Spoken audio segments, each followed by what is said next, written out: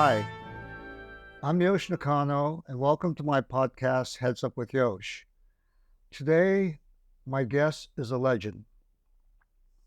If you Google famous gamblers, Archie the Greek, will show up number one most searches.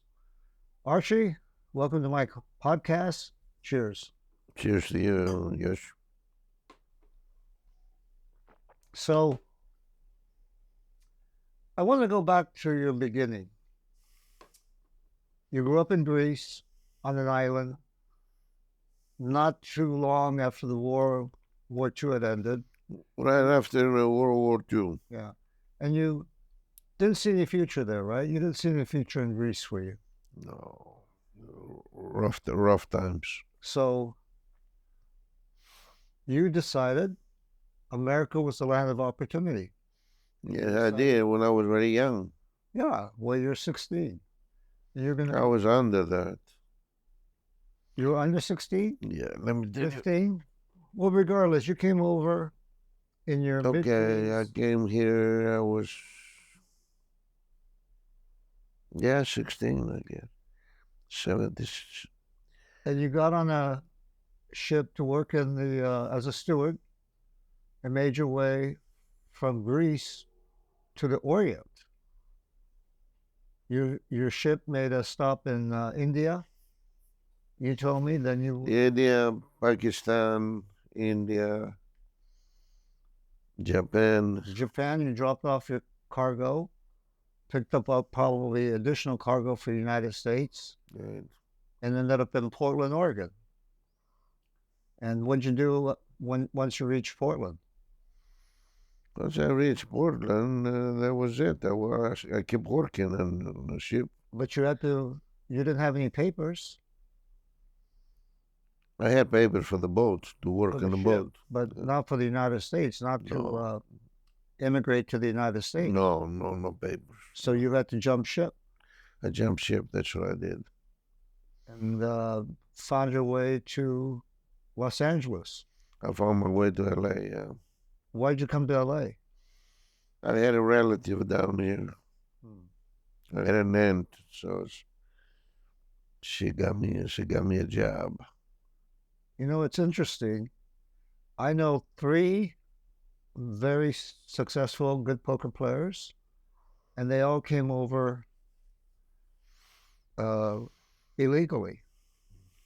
Walter Centula, he actually left Czechoslovakia when it was still under the Iron Curtain. Where's he at? He's living in Florida, I heard now, but he came over here. Don't mention my name. Me and him had a fall off. But you guys don't get along? Well, we had a fall off some kind. I don't remember what happened. Well, things happen. And then Freddie Deeb, Freddie Deeb. That's another beauty. He's That's another fucking beauty. Worst enemy. Well, you have made an impact on a lot of people. I mean, it's a gambling world, right? I bet him a lot of money that Freddie did. Yeah. So when we play for big stakes, you're not going to be friends. You're going to be competitors. I hope would they be now? Yes, we are. Well, I say I bet him a lot of money. I don't know. I don't want to put that in there. So, what'd you do in that? I don't want to advertise that I beat him out a lot of money. Like what'd you do in that? They beat me out a lot of money too. Yeah, it's okay. Goes back and forth, yeah, up and down. We all do. I mean, that's what we do. We try to win and lose, and win and lose. Yeah, but through all that, you never cheated. No, man. You're gonna cheat. First of all, these guys are pretty much friends. So when you came plus they're smart guys, you ain't gonna cheat none of these guys. Yeah, well, most of the high limit poker players, the successful ones, are very smart. Very smart, yeah, very it smart. Takes a certain kind of IQ. You ain't gonna cheat none of those guys. be a competitive poker player. You're not going to cheat none of those guys. So what did you do when you came to LA? I work in a restaurant. Restaurant? Yeah. Restaurant or restaurants. And how did you like learn how to play poker? Poker came in later. Pool? Did you know how to shoot pool in Greece, or you learned how to shoot pool here? Here, everything's here. Everything's here? I was just a young kid. Well, I was shooting marbles. You're shooting marbles in Greece. Yeah, marbles ain't no money for marbles. Marbles was just kid game.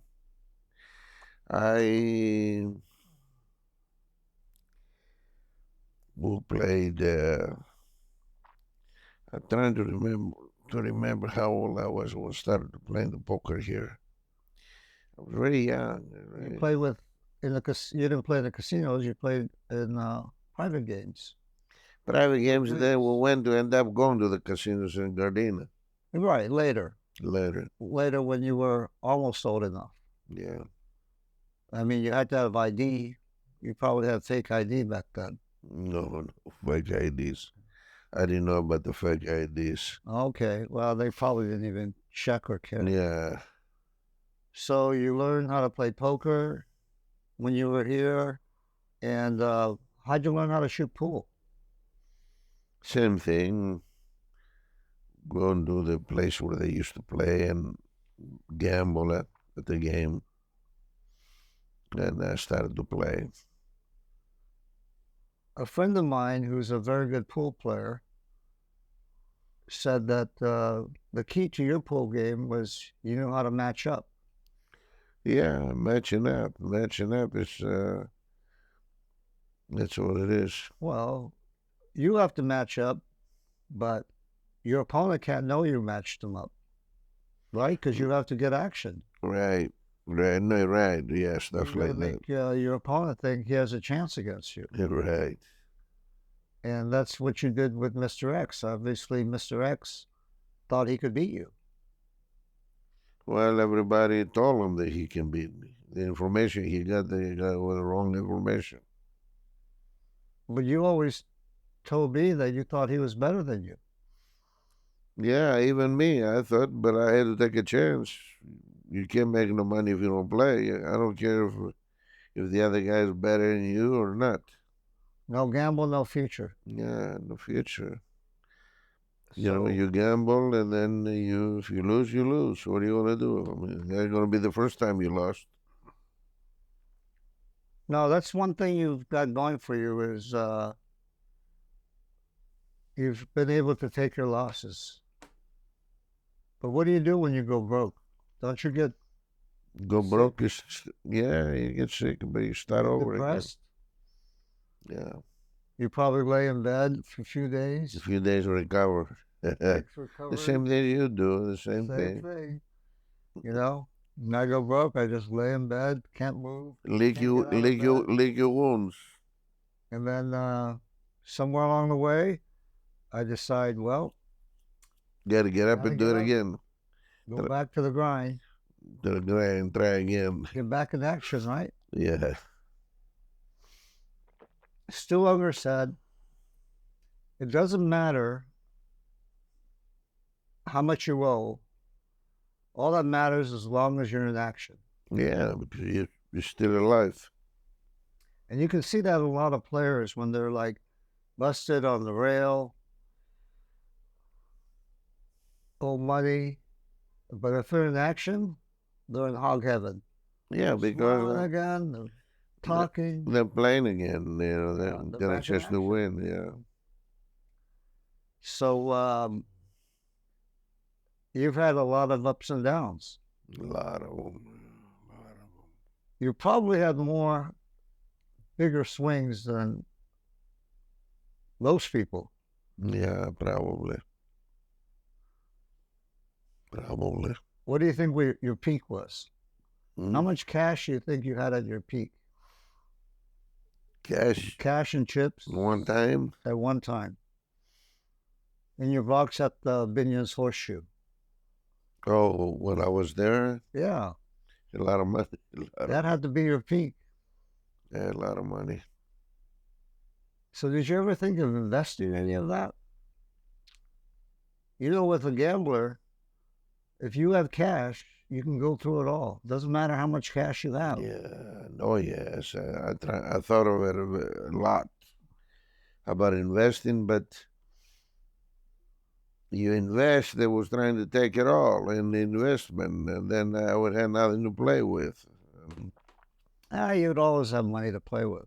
No, not really. Play real high. We were playing real high back then. Yeah, you guys are playing astronomical, Yeah. and you're playing against some of the best players in the world at the time, but they weren't playing their own money. They were getting backed by a multimillionaire, Yeah. you know? I got stake too, but not like those guys. Those guys had established stake horses. Yeah, they had a good stake horse, Yeah. seven-figure stake horses. I didn't have that. No, you were playing your own money. Mostly, Well, you weren't really considered to be a top player, especially in ring games. In ring games, you've got to admit you're pretty live. I was pretty fast player though. Yeah, I thought you were live in ring games, but You knew me. short-handed You and knew heads up. me. You knew me as good as anybody. Yeah, I realize your style of playing like three-handed and heads up, is very tough to beat, and it's not probably, it is the way to play, Yeah, that's faster game, and my game was better. Short-handed. Yeah, Yeah. three or four-handed or less. You get up to like six or seven-handed, then you got problems. yeah. So I don't think it was an anomaly that you had the big streak that you had. You're gambling, you went up and down over and over, and then you got on a row where things went your way, but it wasn't like straight up. No. It was up and then down. I lose and win and lose and win. Out of Chip, Stewie, and Johnny Chan, who did you find the toughest? I mean, I'm sure they're all tough. They're all tough. Johnny Chan beat me. Johnny Chan beat me out of big money at one time. Yeah, Johnny's a tough player. He beat me out of $1 million in the beginning. It was a lot of money back then, million. Stud or Raz? I don't remember, but I think it was stud. Well, you were the target. He beat me. He did beat me. Johnny beat me. How'd you do with Stewie? Stewie beat me too, but I come back. I came back on him. I come back on Johnny Chan too. They went back and forth, but I had a comeback power. I think out of the three, Stewie would be the toughest in several ways. He was the best. He was the best player. One thing is he was very annoying. Very talented. Yeah, very talented. Very talented and player. Always working on you, squeezing his cards, re-squeezing. Very talented. He beat me at a lot of money too. But then I came back and beat him. And how do you think you've beat him? You just got the cards? No, I outplayed him in the end. It's kind of hard though, when you're playing heads up with big stakes, big antes, to outplay anybody in limit. You're just playing. You're playing, but I had a lot of speed. I had a good game. Both of my games were good games. Stadia and in the Rise game. And none of those guys played pool. If they played pool, you'd have taken them to the pool table. Yeah, no pool with those guys. Those guys were regular poker players. Yeah. Well, Stewie plays golf. He gambled big in golf. Golf, yeah, but I didn't play golf. Right. I missed out on the golf part. I don't know if you missed out or not. Yeah, It's that's a different animal in itself. yeah. A lot of hustling in golf for sure. Kurt Knight, who was a place kicker for the Washington Redskins, said he can't play golf for money because he was too honest. Mm. I don't know what he really meant at that time, but I later found out. You did? Yeah, I lost a lot of money in golf. I probably lost like $1.5 million in golf. You did? I did. No kidding. I didn't know that. And that was in the late 80s, like It's a lot of money. first few years. Yeah. Then I figured out that I can't win on my own ball because nobody ever gave me enough strokes. And every time I played somebody, they just shot the round of their life. So then I figured out, well, if I can't beat them, then I got to have a partner that can beat them. So I started playing scrambles. You know, had Mhm. 4-man team scrambles, 2-man team Yeah, scrambles. then you had a chance. Then, well, it didn't matter how bad I was. You know, it depended on our matchups. We had some good matchups. I had some pretty great matches, good and bad, but still, for the most part, at least I had a chance. So after you had that run, I don't want to talk that. I don't want to call it around. okay, we'll Around call it, around we'll call it just your streak. around, yeah, streak. Okay, but now on your downswing, For the time during the time that that happened. right? And You then, know, yeah, no, this woman, she's trying to call it around this and around that. There is no round to it. no, we all have our streaks up Yeah, and down. up and down, yeah.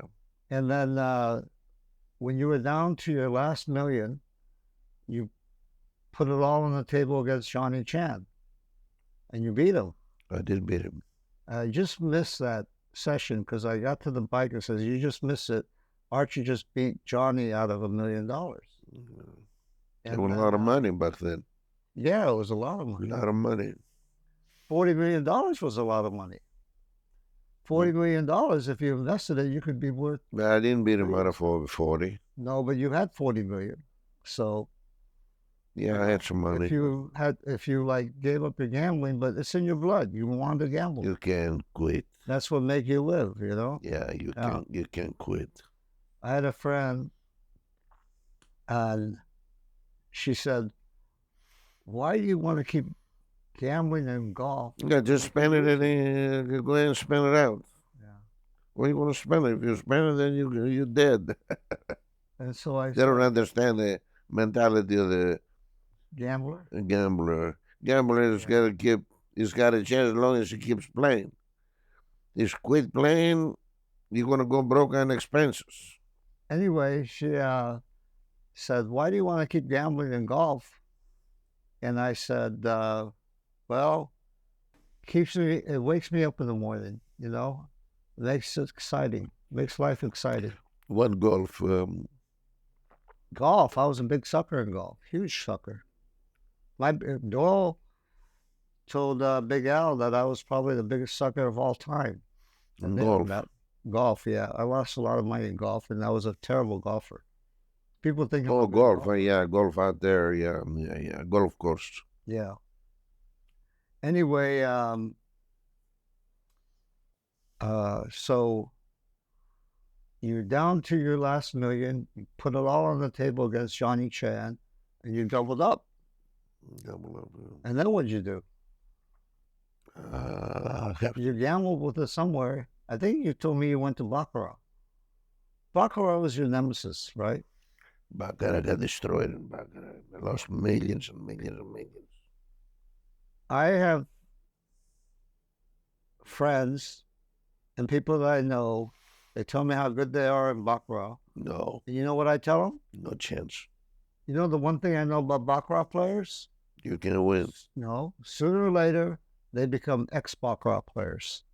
Yeah, you can win. I mean, they might win for a while, but they're not going to win in the long It's a run. stupid game. It don't make sense. Everything against you. It's all mathematical. All mathematical against you. Against you, yes, absolutely. Casinos aren't stupid. They don't build. No, but I things. play dice. I play blackjack. I play a lot of games. Well, blackjack you can beat. Yeah, blackjack you can beat. Blackjack you can count and beat it. Craps, I don't think so, but you seem to think there's skill in craps. No, craps is a good game. Yeah, well, you think there's skill in it. I don't Yeah. think there's any skill in it. Well, a lot more it is baccarat. I found baccarat the worst. Baccarat is the worst. You know, I only have one crap story ever. And that's when you were like at the top of your game and you beat the best players and you also were beating the craps. And we're at the World Series of Poker. And back in those days, 4 and 800 was a big game. I mean, too small for you because you're playing 4 and 8,000, 10 and 20,000. And you came by the table and everybody's saying hello to you. And I said, Archie, how do you beat the craps?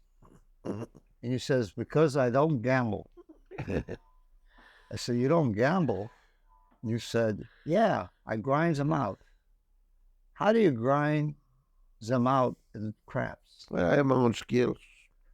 I was skillful. I was probably. I know other people think. I'm probably the best crap player in the world.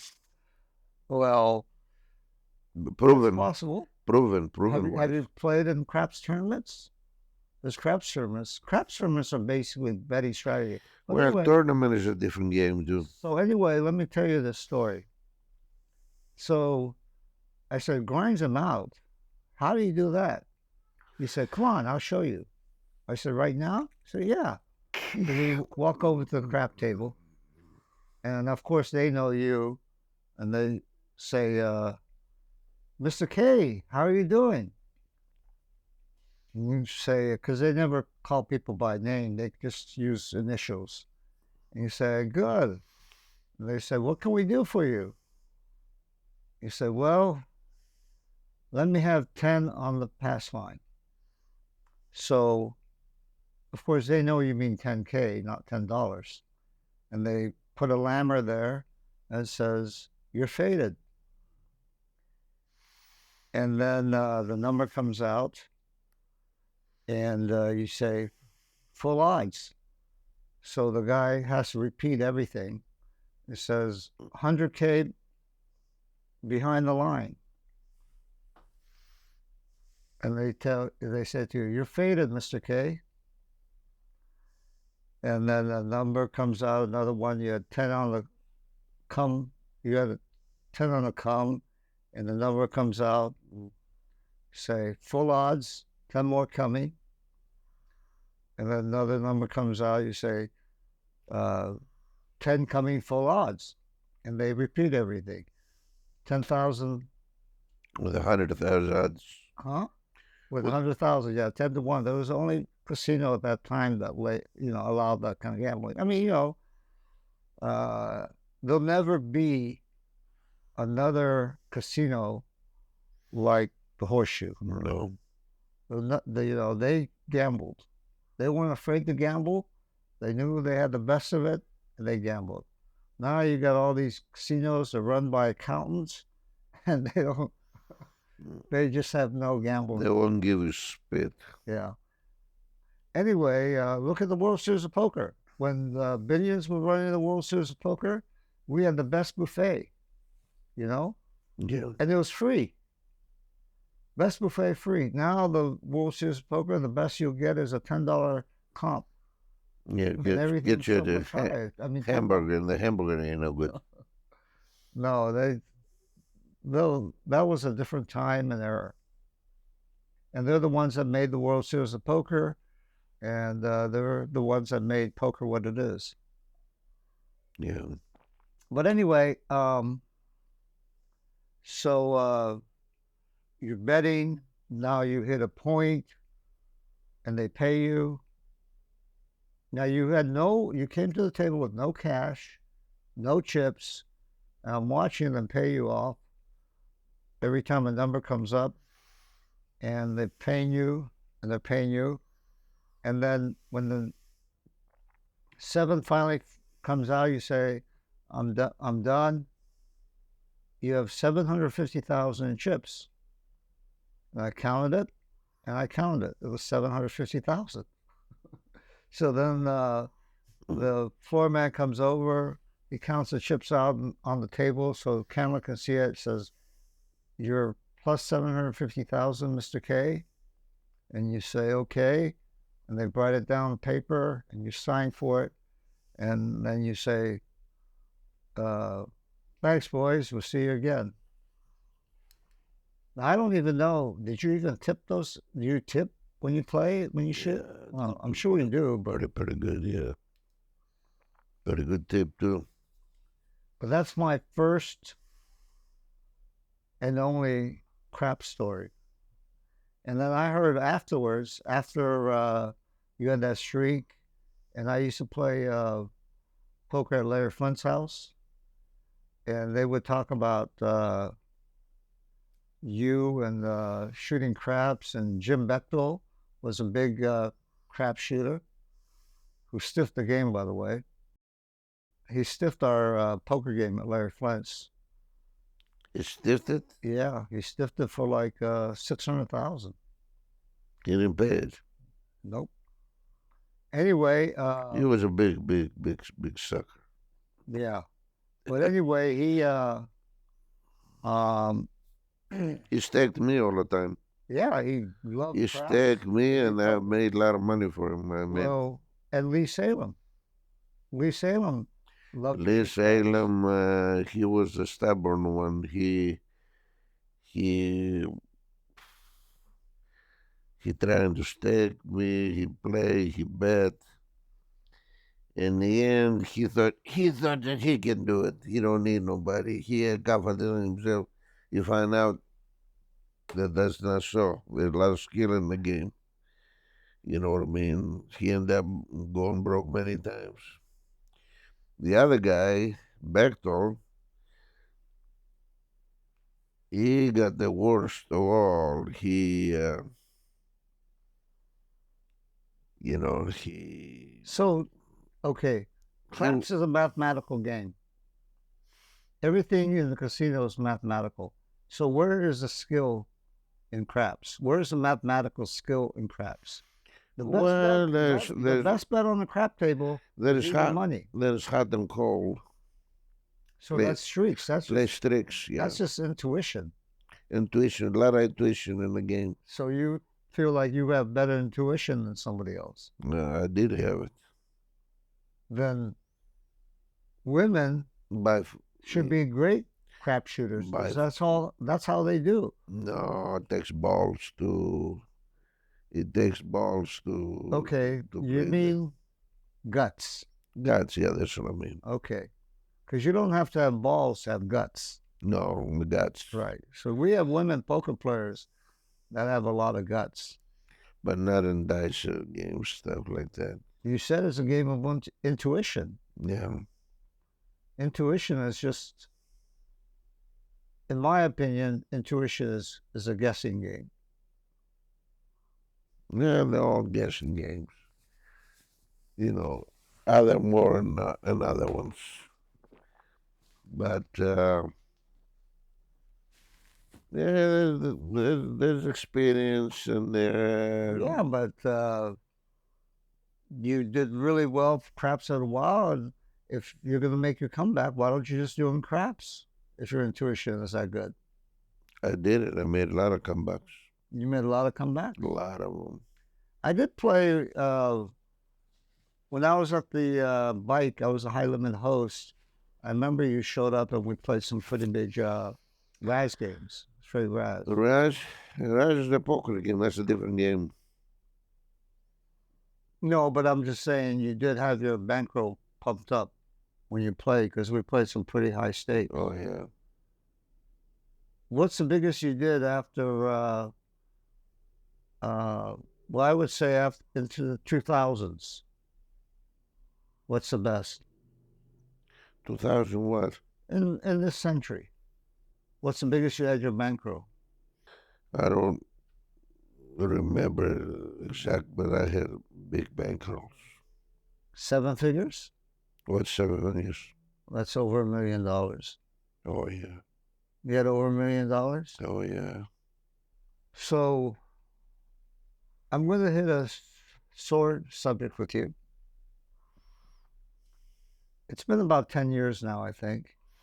You got accused of cheating at Verona Casino, which, you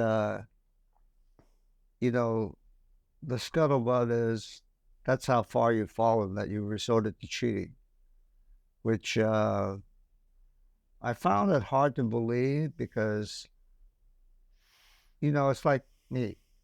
Would you believe it if somebody said I was cheating? No, I can't. Man, people are smart people around there where you play. Well, yeah, but would you You ever? might cheat one time, you're gonna get caught. Well, I might get caught just because I've never done it, so I don't even know how to do it. But even if you know how to do it, the people you Well, I play, do know how to do the it. people playing against, they're smart people. They'll catch you. No, I get proposition all the time. Especially the casinos. Casinos, they have experts in there. Watch the game around the clock. Right. So you're playing blackjack at Baroda, and nothing happened that night, right? Nothing happened. I played for a long time. Nothing happened, and all of a sudden,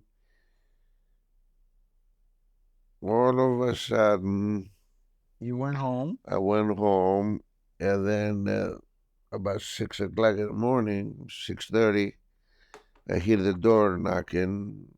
She opened the fucking door, and I look out there. There's 3 or 4 cops, and some with the private clothes, some with police clothes. And I opened the door. They was going to break the door down. Yeah, they yelled and said they're going to break the door down if you don't open it. Yeah. So I opened the door. They went in and they got me against it. So they had to have a search warrant. They did have a search warrant. They got a search warrant for some judge gave it to them in San Diego. No, it had to be a Nevada judge.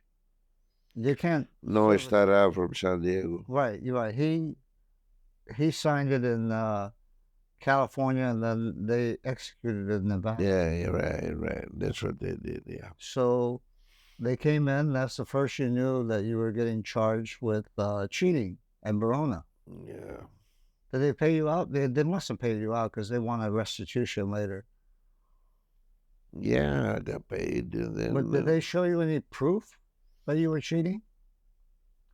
Did they show you the cards that were marked, that they said they were marked? They show nothing over here. They accuse me, and then I don't remember now the detail because it's been a while. Well, you had a lawyer. Your first lawyer had to bail out because he said the FBI was accusing him of money laundering. Monday laundering, and he says I cannot Represent you anymore. represent you anymore. And he put another guy. The other guy was a crooked as hell. The one lawyers, one of the crooked lawyers, and they put it all on me. And he had a beef with the police too, and with the I don't know exactly how many people he had beef with. And they put it all on me. They unloaded on me, and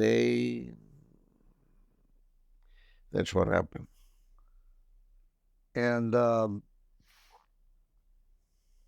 you ended up making a plea deal. I mean, because the guy You said, should have probably gotten a new lawyer, though, a better lawyer. yeah, but how did I know they're gonna do me like that? It was all double cross from the beginning to the end. How did I know they were fixing to do that? Because you have to get lawyers that you can trust. That are Yeah, mature. lawyer you can trust. That cost me 80,000. I remember a lot of money, and I give all my money out there, and they double crossed me, and they got me to play guilty. That's it. As simple as that. You understand? No, I can get how lawyers can be very treacherous. Oh, they do it. They do it in a minute. Well, that's why you got to know lawyers. You got to know them. Yeah, you gotta know. Good luck. This is the product. That's their business. This is my product. This is going to not only improve your health and wellness, but it's going to improve your memory. I guarantee it. Okay? It's going to improve your memory. Right. Since I've been taking this product, my memory and my mental acuity has improved. How long have you known me? 36 years? 40 years? Mm. Okay. Am I still sharp as a tack? Yeah, sure. I'm not actually as sharp as I was, but I'm smarter, more experienced. Your experience now, yeah. Experience is everything, by the way. But anyway, this is a phenomenal product. Cellgevity is the best product for your health, wellness, longevity, and it will improve your mental acuity and it will improve your memory. I told you, my dad started taking it when he was 88. He's 101 and a half now. In September, he'll be 102. Mm. And he takes this product religiously every day, 4 capsules like he's supposed to. Beautiful. But anyway, we transgressed a little bit. So you are having to go to San Diego every week, drive there. I did it for about a year or something. I don't remember And exactly. your lawyer says, you know, You say, "Oh, let's play a deal. Let's play." So I figured that was a good deal for me. That was a dead double cross. It was a good deal if the judge went and stood by the deal. Well, let me put it to you exactly what happened. I remember that I will never forget. I went in, and there was going to be the plead for the deal, and the judge said, first of all, the deal was, I remember that. No, I'll never forget that. There ain't going to be no. They're not going to charge me. In other words, Well, no restitution. no restitution, right? No restitution. And it was going to be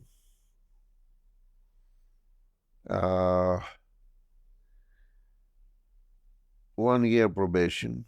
Which would make it a misdemeanor. Yeah. So all of that came out to be a lie. First of all, no restitution. They hit me with, I don't remember, 10,000 or something. Yeah, about what you're supposed to have won. I think you won like 7,000, like 6,600 or something. Yeah, no, 9,000 I had to pay or something. And then the other one, it was no restitution. So they hit me with the restitution. No probation. 1 year probation. 1 year probation, which is misdemeanor. Well, the judge hit me with restitution, all of it, or whatever it was, 10,000 or whatever.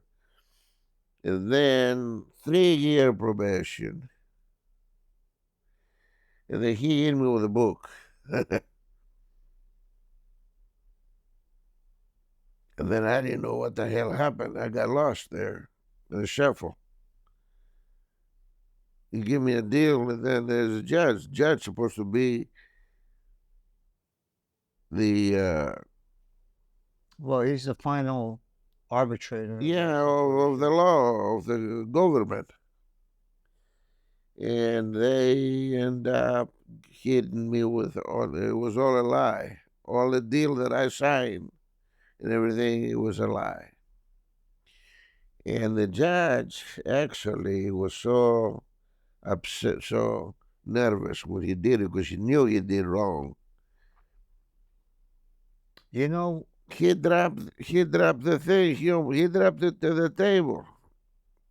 He backed off the table, and the table went down to the floor. you know, when they're offering you a deal, often case they don't have enough evidence to think that they can I release know, you. but they hit me with it. I didn't know mean, they're gonna if do that. I didn't know they. no, but if you're accused of cheating, it has to be more than you winning.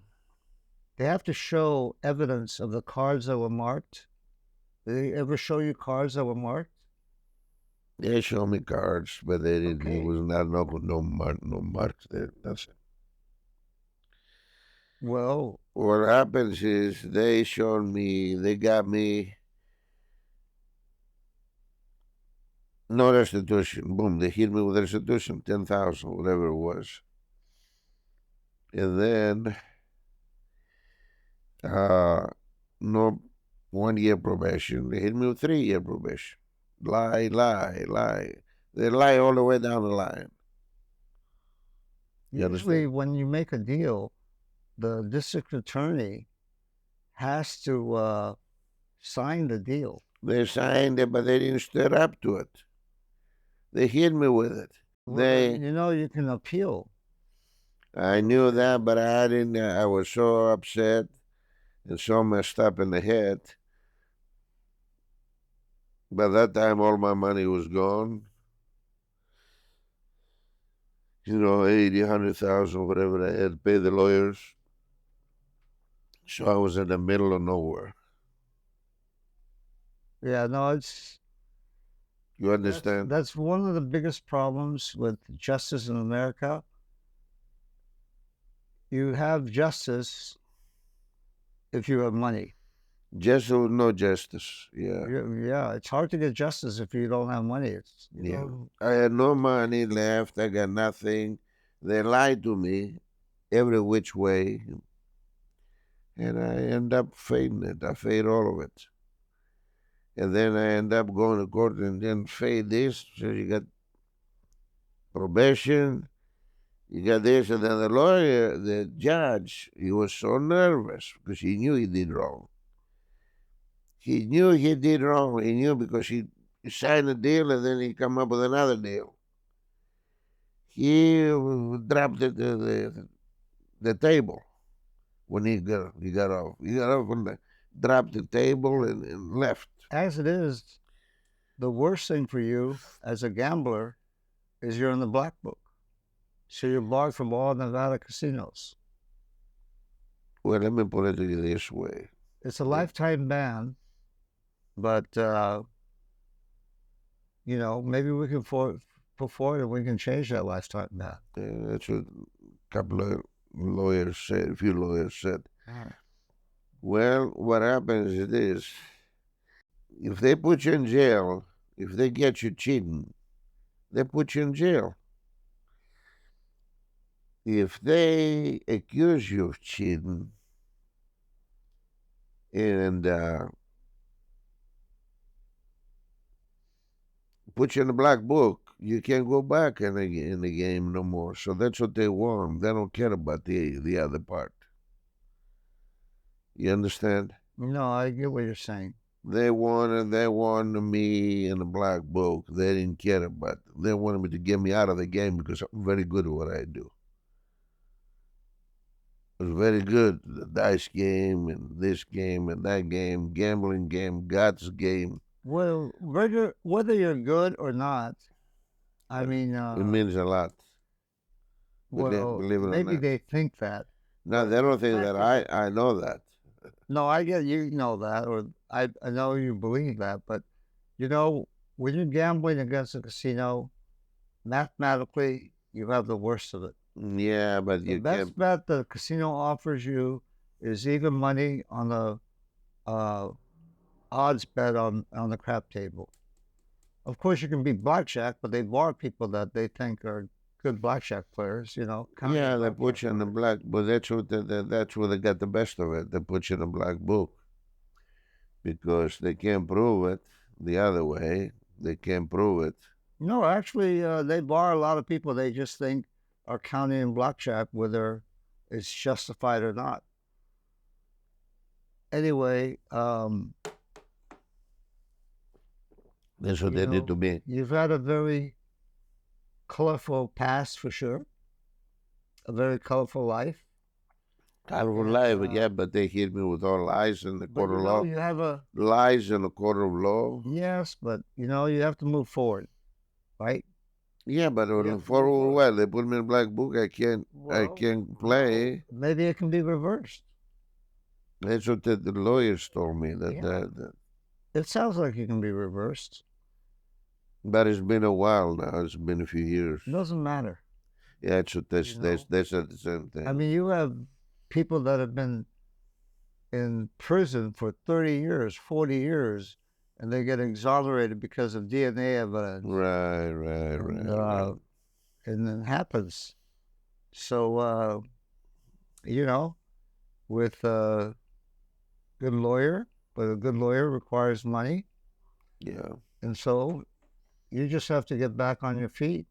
Right. And get back on top of your game. Right. And I believe that one way for you to get back on your feet is a movie. Your story would make a good movie. My story is a big story, a true story. It's a good story. It's a true story, a good story. Right, it's a good story. It's a true story. And personally, for someone that has played with you, gambled with you, and known you for 40 years, there's nothing to indicate that you would get involved in cheating. No, that's crazy. First of all, the people are very smart people you're playing with. Yeah, you're playing against the best. And the casinos too? And the casinos? Casinos triple smart. They got the triple smart people. How about the binions? You think you're going to ever cheat the binions? Well, zero chance. Yeah, some binions. I don't ever want to go there. Binions are the sharpest, though, you know? They say you'll be dead. That's what they say. You get caught cheating. You know that, you know who, you remember Tony the Ant Spilatro? Yeah. He terrorized the poker players in Vegas. He terrorized them. And he extorted the poker players, the high limit players at the time. I used to hear about him, and the people that he was terrorizing and extorting later became friends of mine, and they told me stories. And one of the persons that he respected was Benny Binion. And the person that can tell you the story best is Billy Baxter, because it happened directly to him. But he was trying to extort Billy Baxter and Doyle, who were bookmaking in Vegas at a time when the most Vegas would take for action was $500, $1,000, and they were all sports books, not in the casinos. And they were booking 7 figures a week. And he wanted a piece of their action. And they got to talk to Benny. They asked Benny to intervene and get involved. Yeah, but Benny had the power to do it. Benny, yeah, well, when Spilatro respects somebody, then there's a reason why he respects him, right? Because, I mean, the guy killed 23 people. He was... who are you talking about? Tony the Ant Spilatro. Oh, Spilatro. And, he was played by Joe Pesci in the movie Casino. Casino, yeah. And a lot of those people that he was terrorizing in the poker world, I knew later, not at the time. Yeah. But He threatened to put 12 ice picks into Dole Brunson's fat belly. Mm. Yes. So they went to, and when he says he's going to do something, he's not like, it's not a joke. No, not really. So they asked Benny to intervene, and Sparta says, Benny, just for you, this one time, I'll give him a pass. So they got off the hook without giving Tony Splotcher 25% of their action, which is huge money. Yeah. So anyway, our future is we're going to do your movie, and we're going to get you off that black book. We're going to get you out of that black book. Blackbook is a joke, man. It's not a joke. I mean, it's a joke the way they did it, the way they put me in there. No, it is, but you made a bad deal. Yeah, I made a bad deal. They had no proof. They had no evidence. No. If they had evidence, you put you in jail. They don't need to go through all of that. They don't even offer you a plea deal if you have No. evidence. Yeah, they don't offer you a plea deal. They didn't even show you. They just put you right to jail. You know. Well, Amazing. thanks, Archie. Thank you. Thank you, Yosh, man. Cheers.